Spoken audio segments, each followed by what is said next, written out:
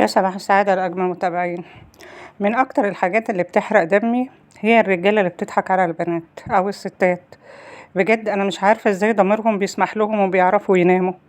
مش عارفة ازاي بيقعدوا كده ومطمنين إن أخته وأمه ومراته مش هيعملوا كده أو بنته، ويبقى حاطط بطيخة صيفي كده في قلبه كده ولا في بطنه، إلهي تدخل في قلبه كده وتقطعه تقطيع إن هو معفي من الغلط وأهله معفيين من الغلط، وإن الست اللي هي حبته وسلمته نفسها تستاهل لأنها واطية.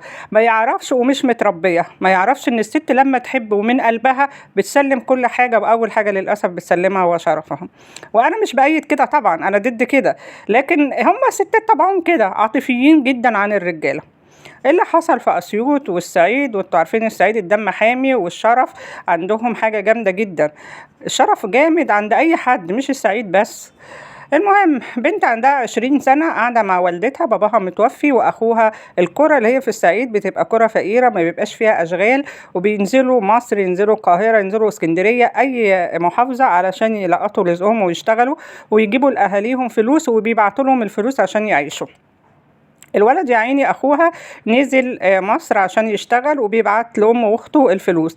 هي قاعده لوحدها مع ست كبيره مش فاهمه، ماسكه المدعو اللي اسمه الموبايل في ايديها. حبت واحد عن طريق الفيسبوك وللاسف كان ساكن قريب منها، طلب ان هو يقابلها، قابلته، حبته، حبها. طبعا هو ما حبهاش، هي اللي حبته.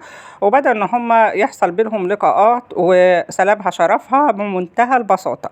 وبعد ما عمل عملته هرب وفص ملح وداب. فص ملح وداب ليه؟ لان هي لا تعرف هو مين ولا اسمه ايه ولا عيلته ايه. هو بيقول لها اسمه وهمي وبيقول لها مكان وهمي، بياخدها عند شقة مفروشة، بياخدها عند واحدة تكون قوادة، ايا كان يعني اخدها ونيل الموضوع ده فين. فمش معرفة عنه اي حاجة عشان لما يعمل عملته يمشي، الهي يمشي من الدنيا خالص يعني. ويا رب يا رب يكون سامعني هو او اي واحد عمل العملة ديت. يعني انت يا اللي سامعني وعامل العملة ديت وبتضحك على واحدة ست متجوزة وبالذات متجوزة او بنت، حسب الله ونعم الوكيل فيك، يقتص منك دنيا ودين يا رب. المهم الولد يا الزفت دوت ضحك على البنت، والبنت بقت حامل وما عرفتش تجيبه. امها حست انها حامل، امها مش عارفه تتصرف تعمل ايه، ست غلبانه وقاعده لوحدها. اتصلت باخوها، تعالى يا ابني الحقني اختك حامل. جه على ملا وشه يجري مين ومين وفضل يضرب فيها. قالت له والله ما اعرفه، ده حصل واحد اتنين تلاتة. راحت قالت له روح لعمك، عمك كبرنا. راح لعمه الكبير قال له ما ينفع ايه، مش هينفع غير ان احنا ناخده شرفنا. طب ليه الفضيحة ومش الفضيحة؟ طب ما هو الفضيحة ديت لما انت تقتلها الفضيحة هتبان، يعني بالعكس ده انت لو ما قتلتهاش وسترتها وخليت ابنك يتجوزها وبعد كده يطلقها خلاص الموضوع اتستر. لكن انت لما تقتلها، يعني فكروا بعقل يا جماعة شوية، فكروا بعقل. بس الصعايدة لا، الصعايدة عندهم الناس تعرف ان هي عملت كده واتقتلت احسن ما تعرفش خالص، او تعرف وتعرف ان هم ما عملوش حاجة. هو القتل بيريحهم، يعني ده شرفنا واخدناه. طب ما تروحوا تاخدوه منه هو الكلب دوت، تقتلوها هي، يعني يبقى هو اخد شرفها واخد حياتها، اتسبب في اخد حياتها يعني وكمان شرفها، وسايبينه كده وانتوا تتسجنوا وهو قاعد طليق ولا في اي حاجة. ايه الجهل ده يا جماعة؟ ايه الجهل ده؟ فكروا شوية بعقل. عايزين تقتلوا روحوا اقتلوه هو، قطعوه تقطيع ويبقى ليكم مبرر، لكن تقتلوها هي ليه؟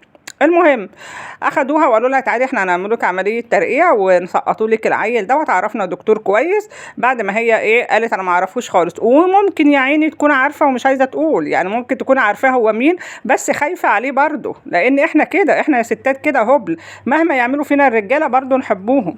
ويبقى باين قوي قوي ان هو يعني بيخدعها وان هو وحش، وبرضه بتصدقه وبتدافع عنه. المهم اخدوها يا عيني وعلى اساس ان هم هيسقطوها، وهم ماشيين عشان ما تصوتش وتعمل فضيحه، راحوا جايين في جبل، راحوا خانقينها. فضلت تقول لهم تعافر، تقول لهم بلاش تموتوني، سيبوني هنا اموت زي الكلبه عشان انتوا ما تسجنوش. ما سمعوش كلامها، اترمت والعرب رقوها. فبلغوا، راحوا لامها، امها قالت الحقيقه، قالت دي كانت حامل واخوها اخدها. راح اخوها اتقبض عليه، اخوها جاب عمه وابن عمه كمان كان معاهم واتقبض عليهم هم الثلاثه. البت ماتت والام قعدت لوحدها من غير حد يصرف عليها، والعم والابن العم اتسجنوا، والولد اخوها اتسجن، والكلب ابن اللي معرفش يربيه زيه حر الطليق بيضحك على ناس تانية وبيضحك على واحدة تانية.